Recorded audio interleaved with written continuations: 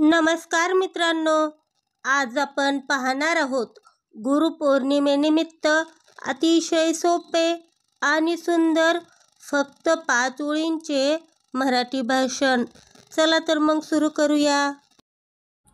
गुरुर ब्रह्मा गुरुर्विष्णू गुरुर्देव महेश्वरा गुरु साक्षात परब्रह्म तस्मै श्री गुरवे नमः.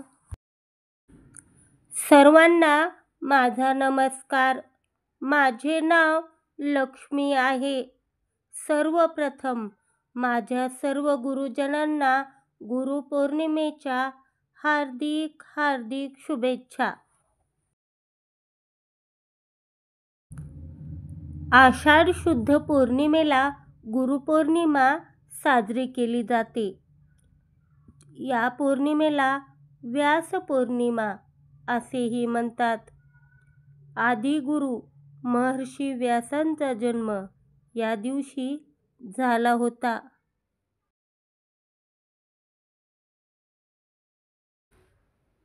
हा दिवस आपल्या गुरुविषयी कृतज्ञता व्यक्त करण्याचा दिवस आहे. गुरुचे महत्त्व कोणालाही शब्दात व्यक्त करता येणार नाही, इतके महान आहे.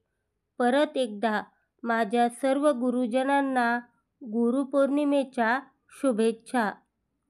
जय हिंद, जय महाराष्ट्र. धन्यवाद.